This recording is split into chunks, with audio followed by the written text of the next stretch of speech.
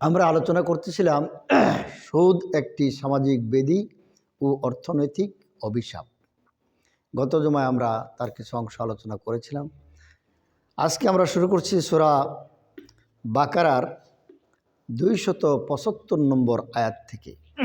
আল্লাহ রাব্বুল আলামিন সুদের ব্যাপারে কি বলেছেন? 275 নম্বর আয়াতে বাকারার আল্লাহ বলছেন, আল্লাযিনা ইয়াকুলুনার রিবা, যারা সুদ খায়, লা ইয়াকুমুনা ইল্লা কামা ইয়াকুমুল্লাযী ইয়াতাখাব্বাতুশ শায়তানু মিনাল মাস। শয়তান মানুষকে স্পর্শ করলে মানুষ যেমন অনেক সময় পাগল হয়ে গেলে, অজ্ঞান হয়ে গেলে যে অবস্থা হয়, এই অজ্ঞান অবস্থায় অথবা পাগল অবস্থায় তারা হাসরের মাঠে উঠবে যারা সুদ খায়। যালিকা বিআন্নাহুম ক্বালু ইন্নামাল বাইউ মিসলুর রিবা। কারণ হলো যে তারা শুধু সুদ খায় এই অপরাধটি করে না, বরং তারা আরও বলে যে সুদ তো বেচা কেনার মতো, ব্যবসার মতো একটি জিনিস। নাউযুবিল্লাহি মিন যালিক। আল্লাহ বলতেছেন সুদ আর ব্যবসা দুইটা এক জিনিস নয়, কিন্তু যারা সুদ খায় তারা কয় এটা ব্যবসার মতোই একটি জিনিস। কারণ ব্যবসা করলে সেখানেও লাভ হয় আর এটাতেও লাভ হয়, তো একই তো জিনিস। কিন্তু বিষয়টা আমি আপনার বাড়িতে কাজ করলাম না, টাকাই না খাইলাম নাকি? না, কাজ না করে কিসের বিনিময়ে টাকা? টাকা যদি আপনাকে হাদিয়া কেউ দেয় জায়েজ হবে। আর কাজের কথা বলে যদি কাজ না করে নিয়ে আসেন তাহলে সেটা গুনাহ হবে এবং সুদ হবে না। সুদ হলো টাকার বিনিময়ে টাকা, মালের বিনিময়ে মাল। গত জুমায় বলেছিলাম যে 6টা জিনিসের উদাহরণ রাসূল সাল্লাল্লাহু আলাইহি ওয়াসাল্লাম দিয়েছেন। যেমন গমের বদলি গম, আপনি 1 কেজি গম দিলেন, 1.5 কেজি নিলেন, সুদ হবে। 100 টাকা দিলেন, 110 টাকা নিলেন, এটা সুদ হবে। তো আল্লাহ তাআলা বলতেছেন যে আসলে সুদ আর ব্যবসা দুটো এক জিনিস নয়। কারণ ব্যবসা হচ্ছে টাকা দিয়ে আপনি মাল কিনবেন, আবার ওই মাল বিক্রি করবেন, এক জাতীয় হয় নাই। সুদের জন্য শর্ত হচ্ছে বিনিময় আদান প্রদানের বিষয়টা হচ্ছে, পয়লা শর্ত হচ্ছে এক জাতীয় হতে হবে। 2 নম্বর হচ্ছে নগদে নগদে হতে হবে, বাকিতে হলেও হবে না। সুতরাং আপনি যে টাকা দিয়ে মাল কিনলেন, একটা 100 টাকা দিয়ে একটা মাল কিনলেন, সেই মালটা আপনি 110 টাকা না, যদি 200 টাকাও আপনার বিক্রি করা যায় সেটা জায়েজ। কিন্তু বিক্রেতাকে বেইনসাফিভাবে কম দিয়া আপনার বেশি লাভ করা, এটা আবার জুলুমের মধ্যে পড়ে যাবে। কারণ অনেক সময় বিক্রেতা অনেক জিনিসের দাম জানে না, তার বাজার মূল্য জানা নাই। এখন আপনি বাজার মূল্য জানা নাই, আপনি যা কিনলেন তাকে কম টাকা দিয়ে, এবং এই পরিমাণে কম দিলেন যে মালটার দাম আছে 200 টাকা, দিলেন মাত্র 100 টাকা, সে আপনাকে বিশ্বাস করে দিয়ে দিছে। এইটা কিন্তু জুলুম। তবে এইটা না করে যদি আপনি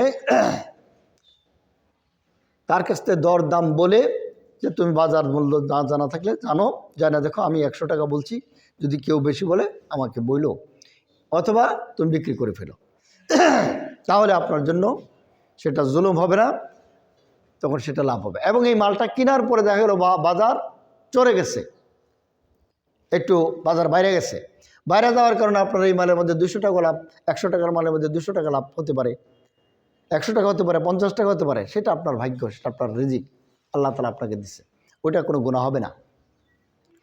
আর স্টক বিজনেস, এটা আরেকটা মাসালা, এটা আরেকটা বিষয়, অনেক লম্বা কথা।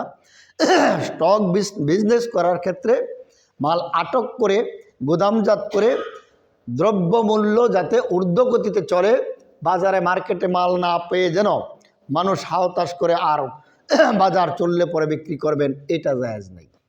আপনাকে মাল কিনতে হবে যে আমার মালটা যদি আজকেই বিক্রি করা যায়, আমি বিক্রি করতে পারি, আমি মাল বিক্রি করে দিব। কিন্তু আপনি মাল বিক্রি করতে পারতেছেন না, এই অবস্থায় যদি আপনার ঘরে মাল 1 বছরও পরে থাকে, সেটা না জায়েজ হবে না। কিন্তু যদি বিক্রি না করে আপনি 1 বছর পর্যন্ত আটকে রাখবেন, বাজার চললে পরে বিক্রি করবেন, সেটা গুনাহ হবে। তো এই বিষয়টা আমরা পরবর্তী ইনশাল্লাহ আলোচনা আনব। তো আল্লাহ রাব্বুল আলামিন বলতেছেন যে তারা বলে সুদ আর ব্যবসা একই জিনিস। ইন্নামাল বাইউ মিসলুর রিবা ওয়া আহাল্লাল্লাহুল বাইয়া ওয়া হাররামার রিবা। আর আল্লাহ বলতেছেন আমি ব্যবসাকে হালাল করেছি আর সুদকে করেছি হারাম। সুতরাং এই সুদের সাথে যারা ঈমানদার তাদের কখনো স্বপ্নেও কোনো কল্পনা করবে না এবং সুদের সাথে তাদের কোনো সম্পর্ক থাকবে না। ফামান জাআহু মাউইযাতুন মির রাব্বিহি, আল্লাহ বলেন আমি মুসলমানদেরকে মুমিনদেরকে এই ওয়াজ শোনানোর পরে ফান্তাহা ফালাহু মা সারাফা, যদি তারা বিরত হয়ে যায়, সুদ আগে খাইছে ঈমান আনার আগে অথবা ঈমান আনার পরে এই আয়াত নাজিল হওয়ার আগ পর্যন্ত সুদ মুসলমানদের মধ্যে চালু ছিল, কিন্তু যখনই এই আয়াত নাজিল হয়ে গেছে আল্লাহ তাআলা নিজে বললেন যে না, এখন থেকে এই ওয়াজ শোনার পরে আর সুদের ব্যবসা করা যাবে না, সুদ খাওয়া যাবে না, সুদের লেনদেন করা যাবে না। এটা যদি হয় তাহলে আল্লাহ রাব্বুল আলামিন এই আয়াত নাজিল হওয়ার পূর্বে যত সুদ এই মুমিনরা খেয়েছে, মুসলমানরা খেয়েছে, সব তাদের জন্য আল্লাহ রাব্বুল আলামিন মাফ করে দিবেন, তাদের সমস্ত গুনাহ মাফ। ফান্তা ফালাহু মা সারাফা ওয়া আমরুহু ইলাল্লাহ ওয়ামিন আমান আদা ফাউরাইকা আসহাবুন নার। কিন্তু কেউ যদি এই ওয়াজ শোনার পরেও পুনরাবৃত্তি করে সুদ খায়, সুদের লেনদেন করে, সুদের ব্যবসা করে, তাহলে তারা হবে জাহান্নামী। হুম ফিহা খালিদুন, আর এই জাহান্নামে তাদেরকে চিরদিন থাকতে হবে এই সুদের অপরাধের কারণে। এরপরে আল্লাহ রাব্বুল আলামিন 276 নম্বর আয়াত সূরাত আল বাকারার এইখানে বলেছেন ইয়ামহাকুল্লাহুর রিবা।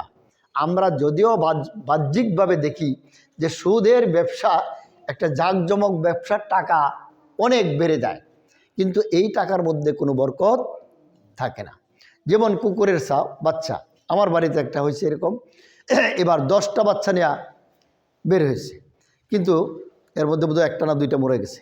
আর কিছুদিন পরে দেখবো যে হয়তো একটা বা দুইটা আছে। তো কুকুরের বাচ্চা হয় অনেক, একসাথে 8টা 10টা বাচ্চা দেয়। কুকুর মানুষের লালন পালন করে না, তারপরেও এত বাচ্চা হয়। কিন্তু একটা কুকুরও জীবনে কোনো দিন কেউ জবে করে খায় না, আর গরু বাচ্চা দেয় মাত্র একটা। আর জবে করে মুসলমানরা গরুর গোশত, কুওয়াতুল মুসলিমিন, এই গরুর গোশত খাইলে পরে মুসলমানদের গায়ে শক্তি পয়দা হয়।